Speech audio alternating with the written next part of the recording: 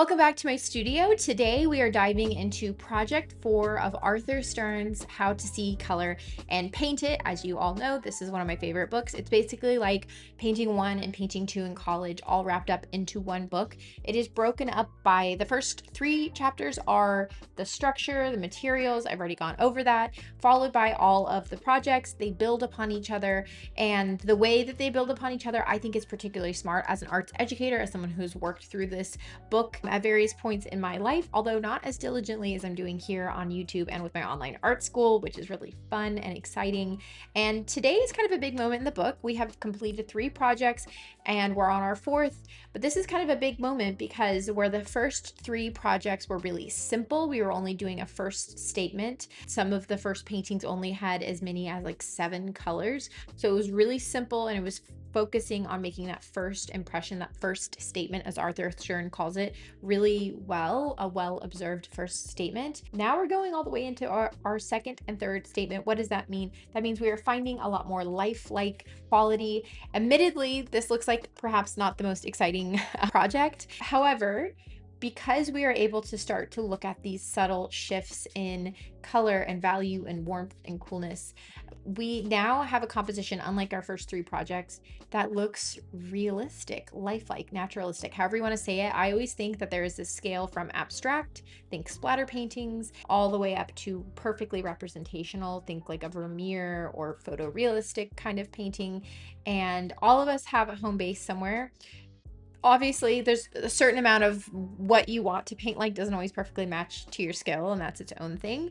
But as someone who has painted now for 15-ish years, I've gotten to where mine are pretty closely lined up, and it's not always perfectly realistic. But I will say, I like teaching how to paint pretty realistic, and I do like to be able to paint realistically when and where I want to as a tool to help my viewer have certain moments that are sharp and clear and realistic, and then other moments that are looser. And so, again, this is, I know I say this, my teaching ethos is less that this is one way to learn how to paint and this is, you should paint like this, and more of, I think, whether you are self-taught, whether you are taught in an art school or some mixture of the two, that I think it is helpful for all artists to have this toolbox to be able to know how to paint realistically, naturalistically if they want. And the reason I'm driving this point on this project is because this subtlety, this subtle change in value as we look at the wall, is the key. We'll go ahead and jump in, but I wanted to start by talking a little bit about what Arthur Stern means by first statement, second statement, and third statement. And the best way I can describe this is using my microscope analogy. That is to say, I don't know what grade you guys learned how to use a microscope in, 4th grade, 3rd grade, 6th grade, I don't know. But I remember being in middle school. So I was probably about 11 years old, and we pulled out these microscopes. And the first thing we were supposed to do when we were trying to find, I believe it was like a cell of an onion skin, whatever, small, tiny, tiny, tiny thing that you can barely see with the human eye, was that we first had to just simply locate it, right? And there was a clear instruction that we had to start with this, just finding it, manually moving it on our microscope. That was our first attunement, right? And then the next one was that we used this middle dial that was pretty beefy, and that zoomed in physically the microscope, how far or how near. And then finally, we had this little tiny dial closer to the eye hole that would fine tune, and we were able to get that clarity. What happens with students is they want to paint really realistic, and so they jump into using the fine tune before they've found their composition, which is why for the first 3 chapters, 3 projects of this book rather, Arthur Stern has us focus on building the ability to physically find our composition. We do a rough drawing, we get our proportions roughly right. Whether you want to use a grid or a projector, it's up to you. I think it's fun to develop the ability to draw plumb lines, but I digress.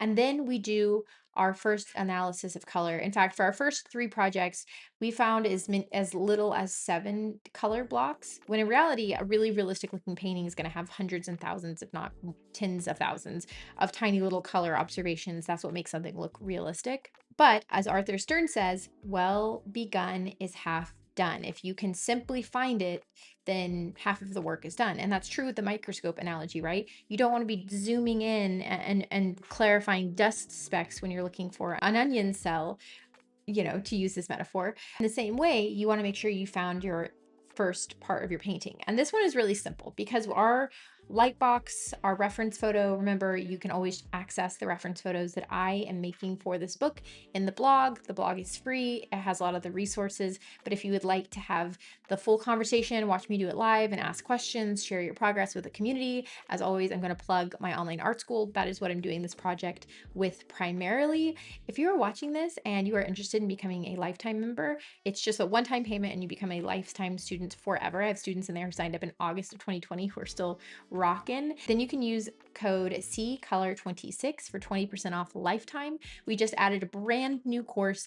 It is called Applied Color Theory. I'm so excited about it. It is 3 sections on color theory that are chocked full of exercises that you can do along with me to have you understand just the contextual nature of color. If you've ever mixed a color and you can't get it to match and you're frustrated, this course is designed to help you understand what's going on and help you be in control of color. Do not feel bound by the tubes of color you have or color recipes. Once you understand how color moves, you can build up your color intuition and you can become much better, much happier, and much more content with color. I guarantee it. It's a fun course. I'm really happy. It is attuned to online students and I think you're going to love it. Check it out. Use the link below. And back to this course. Our first statement is, of course, only 3 observations. That is to say, we're only going to have to mix and apply paint for 3 separate colors. And on this first pass, as I can show you here in the book, it looks like a cartoon, which I think is the interesting point of this project. What makes something look like a cartoon versus really realistic? Because the thing is, the colors chosen for this first pass, in this case, a primary yellow, a primary red, and a blue, they are found predominantly in the finished product, the product that looks really realistic with shadow and light. But because we understand that light is directional, and so it's going to be lighter at the top where the light is hitting it and then a little bit darker as it goes down, in order to capture that effect, we have to have these subtle undulations.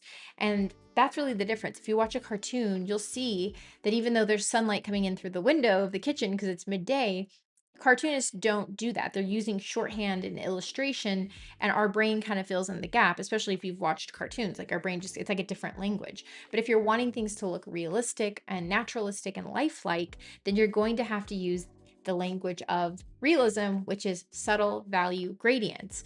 And that's why, in our second impression, Arthur Stern makes it really simple. He says, break each one of those 3 planes into four chunks. And I love this because it goes back to one of my big personal life philosophies, which is, how do you do anything big? How do you do anything hard? You do it one bite at a time, right? How do you eat an elephant? Although I wouldn't recommend eating an elephant. You start with one small bite. And I think that applies for everything. You can't overthink it. You can't get worried about, oh, that's going to take forever. Sari, I want to be a really good painter. I want to paint realistically, but I struggle to draw a straight line. Yes, that's normal. First of all, straight lines are overrated. They rarely exist in reality. And also you have rulers, but also you will get better at it if you continue to keep practicing. If you find a lesson plan and a structure that pushes you just enough for it to feel difficult, but not so much that you're flailing and you feel out of control. It's all about balance. And Arthur Stern says, okay, look at each one of these planes, break it into 4. And then after that, he asks us to then further break down. He doesn't give as much of a specific number, and that's because the final step really is up to you. So you could break down, say, for example, the yellow side of the wall into maybe 50 different color observations. I would assume if I did this with a class, I'd probably have a couple type A locked in, do jigsaw puzzles for fun type people who would really enjoy really looking for all these subtleties.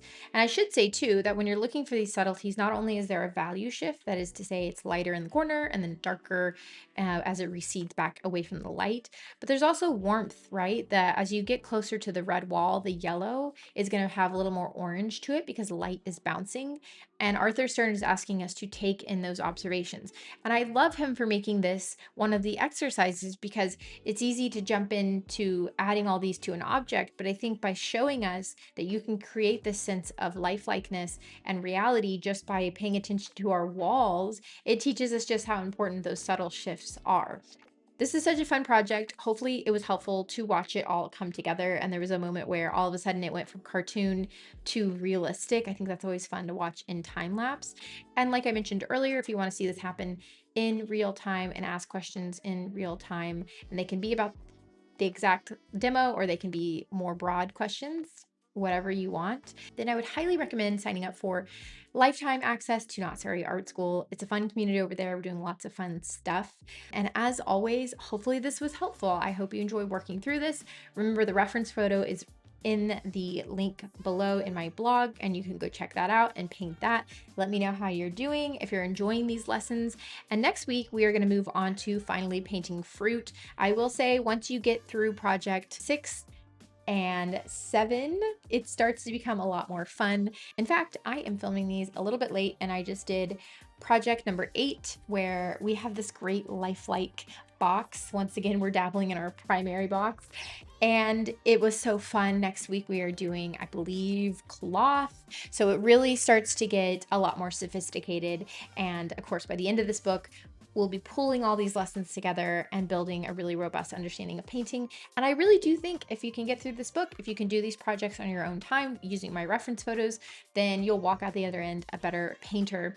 I'll see you next week for the next project. Thanks for being here. Happy painting. Take care, and I'll see you in the next video.